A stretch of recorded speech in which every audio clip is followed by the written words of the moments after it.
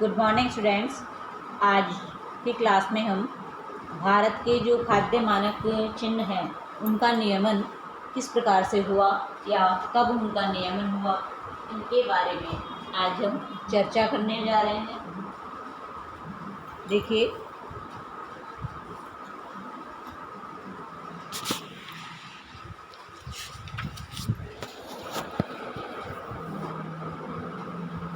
भारत में खाद्य अपमिश्रण को रोकने के लिए भारत सरकार ने वर्ष 1954 में खाद्य अपमिश्रण अधिनियम PFA 1954, the prevention of food adulteration act 1954 PFA 1954 लागू किया। उसके बाद इस अधिनियम में आवश्यकतानुसार लगभग 200 से अधिक बार संशोधन किया जा चुका है। भारत में बड़े पैमाने पर बनने वाले अथवा आयात कर भारत में बेचे जाने वाले सभी खाद्य उत्पादों को इस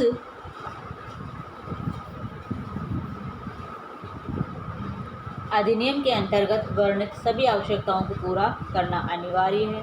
PFA के अतिरिक्त अन्य आदेश अधिनियम भी है जो विशिष्ट खाद्य पदार्थों की गुणवत्ता को सुनिश्चित करते हैं, जैसे कि फल और सब्जी उत्पाद आदेश। इसके अंतर्गत यह फल और सब्जी उत्पादों की गुणवत्ता सुनिश्चित करने के लिए दिशा तालिका निर्धारित करता है। सेकंड है मांस खाद्य उत्पादन आदेश, यानी मीट फूड प्रोडक्ट ऑर्डर। इस आदेश के अंतर्गत सभी प्रकार के मांस संबंधित उत्पादों के संसाधन को अनुज्ञप्त या फिर जिसको हम कहें तो एक लाइसेंस दिया जाता है। तो जो फल और सब्जी वाले हैं वो जो अपने कहीं जहाँ पर भी अपनी दुकान लगाते हैं, ठेले लगाते हैं, जो भी हैं, तो उनको पहले गवर्नमेंट से लाइसेंस लेना पड़ता है, तभी वो वहाँ पे लगा सकते हैं। फिर है मांस उत्पादन का, तो इसके लिए भी पहले लाइसेंस लिया जाता है। फिर थर्ड है वनस्पति तेल उत्पाद आदेश, यानी जो भी वनस्पति से तेल निकलता है और उनके लिए जो भी प्रोडक्ट वो निर्धारित करते हैं जगह, उसके लिए भी पहले लाइसेंस लेना पड़ता है। तो इस आदेश के अंतर्गत सभी प्रकार के वनस्पति तेलों, मार्जरीन तथा चर्बी के लिए भी निर्धारित किए गए हैं। EPO प्रमाणित कुछ वस्तुएं जैसे कि जेली, अचार, मार्मलेड, चटनी, सॉस आदि कई चीज़ें हैं जिनके लिए पहले से हमें लाइसेंस लेना पड़ता है, परमिशन लेनी पड़ती है। और ये जो सारी चीज़ें जो आती है वो कौन से मार्क के तहत आती है? EPO FPO के मार्क के तहत ये चीज़ें आती है। फिर है स्वैच्छिक।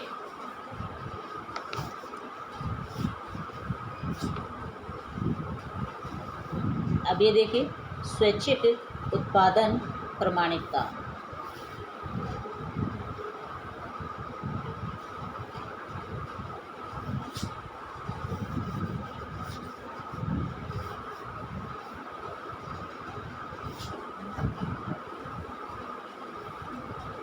कौन सा है? स्वैच्छिक उत्पादन प्रमाणिकता। ये क्या है?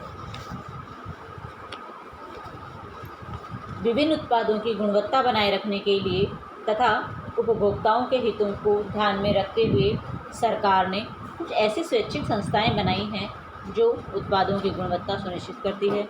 इनके अतिरिक्त अलग अलग उत्पादों के लिए कुछ स्वैच्छिक मानक चिन्ह निर्धारित किए गए हैं। यह मानक या मानकीकरण चिन्ह उत्पादों को तब प्रदान किए जाते हैं जब उनका उत्पाद निर्धारित मानकों के अनुरूप तथा विभिन्न जांच प्रक्रियाओं के बाद सही माप पाया जाता है। सरकार ने स्वास्थ्य एवं सुरक्षा संबंधी कई उत्पादों के लिए इन मानक चिन्हों का प्रयोग अनिवार्य कर दिया है।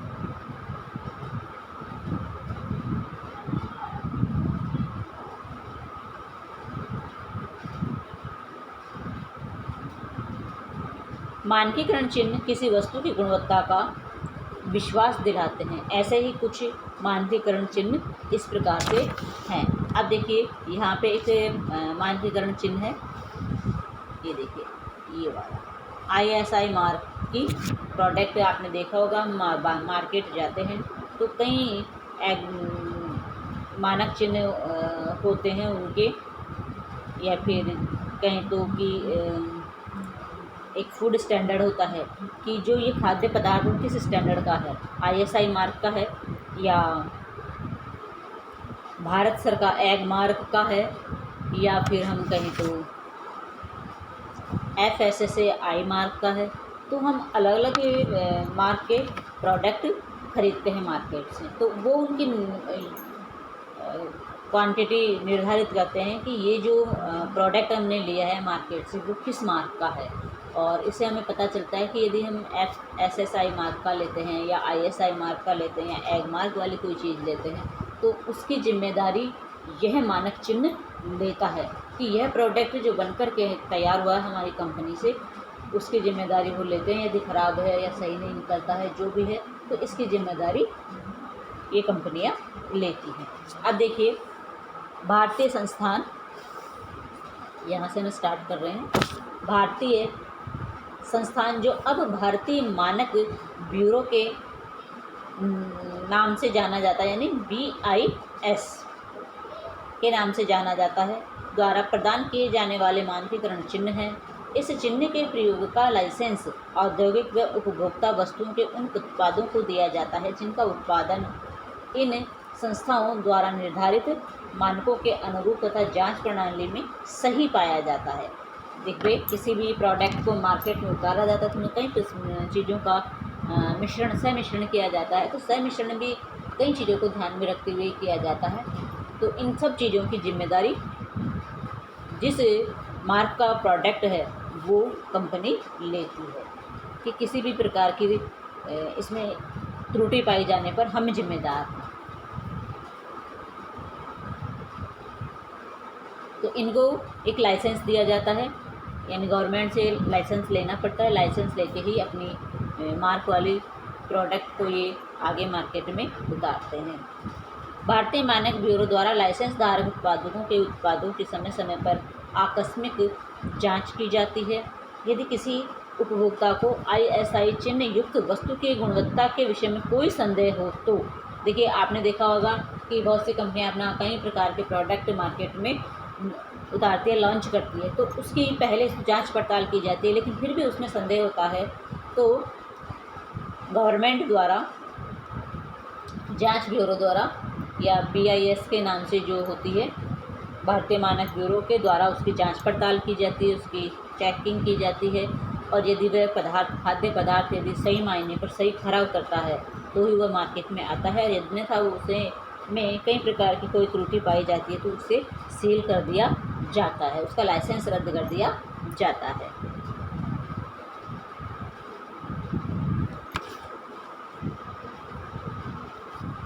संदेह हो तो वह भारतीय मानक ब्यूरो के निकटतम क्षेत्रीय कार्यालय में शिकायत दर्ज करवा सकता है। हमें लगता है कि इस कंपनी का जो भी हमने माल लिया है वो सही नहीं है, तो हम इसके कार्यालय में, जो मानक ब्यूरो है, क्षेत्रीय कार्यालय जो हमारे हैं, उनकी जांच पड़ताल के लिए जो बनाए गए, उन पर हम अपनी शिकायत दर्ज करवा सकते हैं। अब देखिए यदि किसी उपभोक्ता को ISI चिन्ह युक्त वस्तु की गुणवत्ता के विषय में कोई संदेह हो तो वह भारतीय मानक ब्यूरो के निकटतम क्षेत्रीय कार्यालय में शिकायत दर्ज करा सकता है। भारतीय मानक ब्यूरो द्वारा ISI प्रमाणन चिन्ह प्राप्त कुछ वस्तुओं उत्पादों की सूची देखिए। 1. खाद्य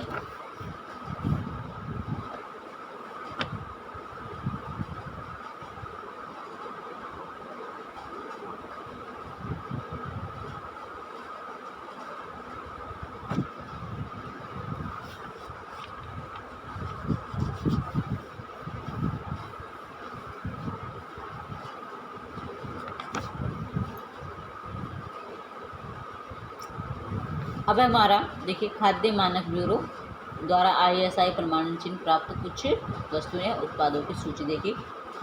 फर्स्ट है खाद्य पदार्थ, ठीक है। तो खाद्य पदार्थ के अलावा और भी कई चीज़ें होती हैं जो हमारे दैनिक जीवन में काम में आती हैं। बहुत सारे संसाधन होते हैं जिन्हें हम दैनिक आवश्यकताओं की पूर्ति के लिए प्रयोग में लाते हैं। तो इसमें खाद्य पदार्थ नमक, बिस्किट, पाउडर, दूध, कॉफ़ी, कस्टर्ड पाउडर आदि किस मार्क के आते हैं? ISI मार्क के आते हैं। फिर है विद्युत उपकरण भी होते हैं जो ISI मार्क के होते हैं। फिर विद्युत उपकरण में देखिए विद्युत इस्त्री यानी प्रेस, पंखे, रेगुलेटर, पानी गर्म करने की रीड रॉड और गीजर, ये सब किसके होते हैं? ISI मार्क के होते हैं। फिर है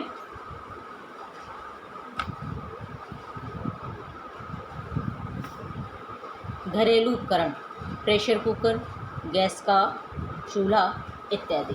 तो जो प्रेशर कुकर होते हैं वो भी ISI मार्क के होते हैं। यानी अलग अलग कंपनियां जो है अपने मार्क लगाती है और उसकी जिम्मेदारी स्वयं लेती है।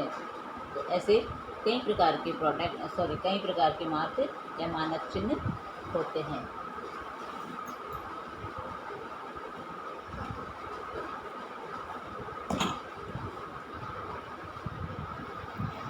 अब ऐसे ही, अब ज़रूरी नहीं है कि कोई भी हमने कोई कुकर लिया है, प्रेशर कुकर लिया है, गैस का चूल्हा लिया है, वो ISI मार्क का ही हो, नहीं।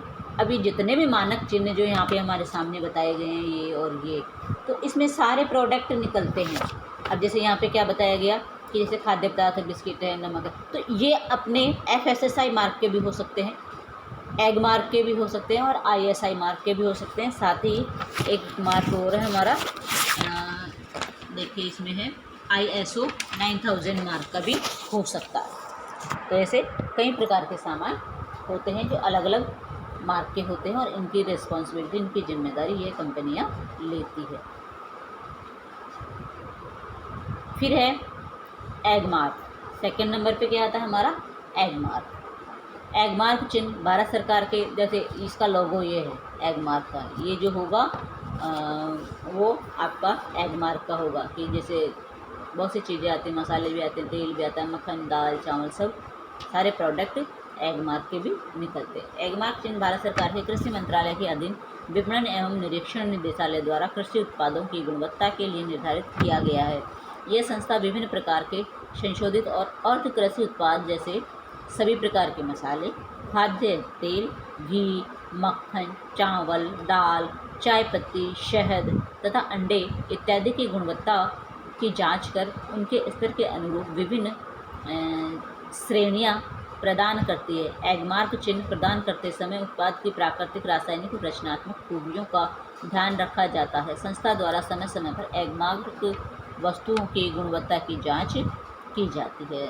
अब मुख्य जो एग मार्क वस्तुएं हैं जैसे कि आटा, चावल, दाल, बेसन, घी, मक्खन, सभी प्रकार के मसाले, शहद, मूंगफली, चाय, गुड़, पत्ती, कॉफ़ी तथा नमक इत्यादि एग मार्क के भी होते हैं। अब फॉर एग्ज़ाम्पल, अब आपको ये चीज़ नहीं समझ में आ रही है, मैं एक छोटा सा आपको एग्ज़ाम्पल देती हूँ कि जैसे कि आप किसी भी स्कूल में पढ़ते हैं, ठीक है ना?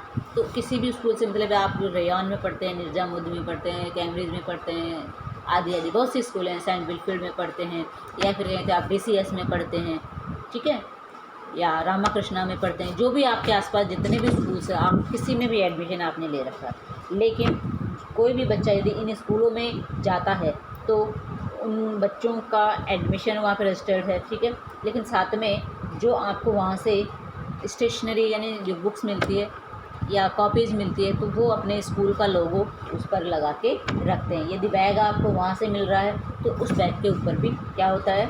आपके स्कूल का लोगो होता है, जिससे उस बच्चे की एक अलग से पहचान बनती है कि ये बच्चा हमारे स्कूल का है। तो मान लीजिए उसकी रिज़ल्ट अच्छा जाता है तो क्या होता है कि उस स्कूल की एक पहचान बनती है कि हमारे स्कूल के बच्चे ने हमारे स्कूल का नाम रोशन किया। यदि मान लीजिए बच्चे का रिज़ल्ट ख़राब जाता है तो स्कूल की भी इमेज ख़राब होती है। तो उस बच्चे को पढ़ाने लिखाने की सारी जिम्मेदारी कौन लेता है? संस्था लेती है। तो ठीक वैसे ही कंपनियां भी अपने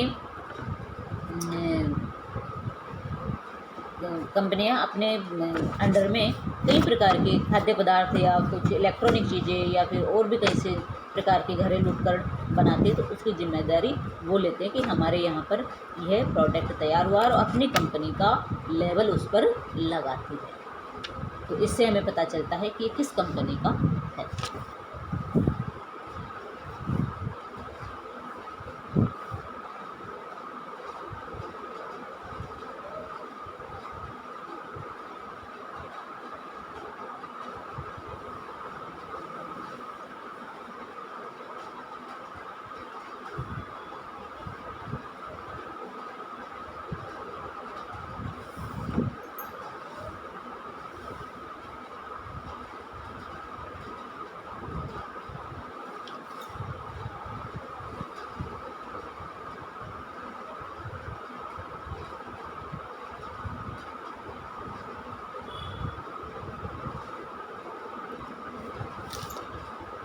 अब देखिए आपके सामने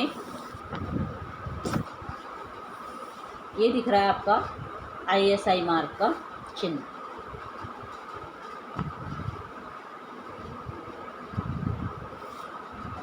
कौन सा चिन्ह दिख रहा है? FSSAI। ये भी एक मानक चिन्ह है।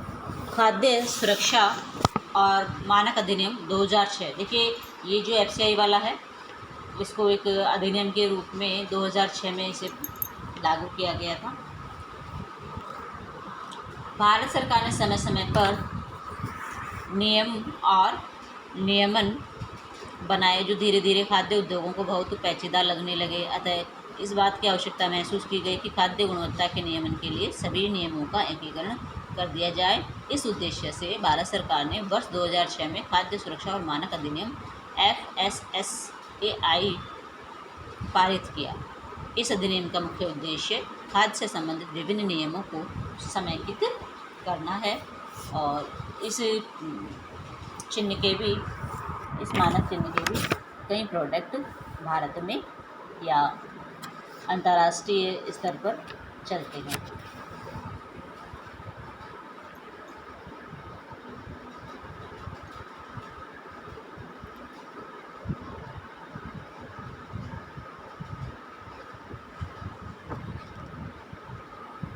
उसके बाद है हमारे सामने देखिए कोडेक्स एलिमेंट कमीशन CAC।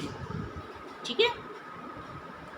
अब इनसे संबंधित कई प्रकार के हैं जो अंतर्राष्ट्रीय स्तर पर कुछ समझौते हुए हैं। खाद्य मानकों, गुणवत्ता,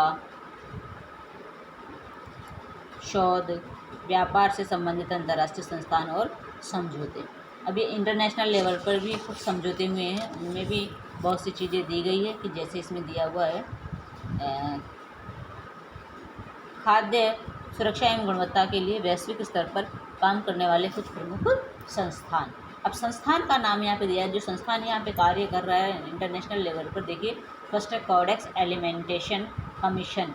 ठीक है, यह क्या करता है? यह कमीशन अर्थात CAC का अंतर सरकारी संस्था है जिसे उपभोक्ताओं के स्वास्थ्य की सुरक्षा के लिए अंतर्राष्ट्रीय मानकों को बनाने तथा खाद्य एवं कृषि के अंतर्राष्ट्रीय व्यापार को आसान बनाने के लिए स्थापित किया गया और यह वर्ष 2017 में 187 देश इस संस्था के सदस्य थे।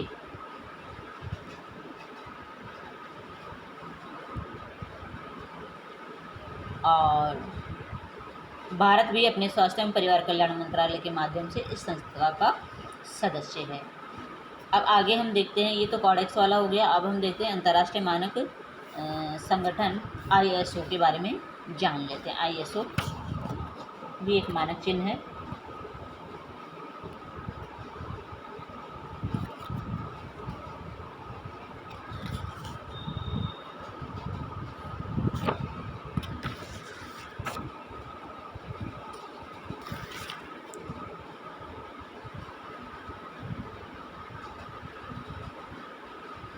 ये देखिए ISO।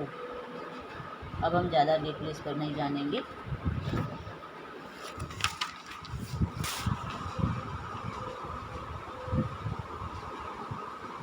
ये भी एक मानक चिन्ह है ISO के। यानी ISO के भी जैसे कुछ खाद्य पदार्थ भी आते हैं, इलेक्ट्रॉनिक चीज़ें भी आती है, गैस चूल्हे भी आते हैं, घर में काम में लिए जाने वाले कुकर है, गैस चूल्हा है, आदि सब चीज़ें ISO मार्क की भी आती है और इसकी किसी भी प्रकार की त्रुटि होने पर यह मार्क चिन्ह वाली यह कंपनी जिम्मेदार होती है।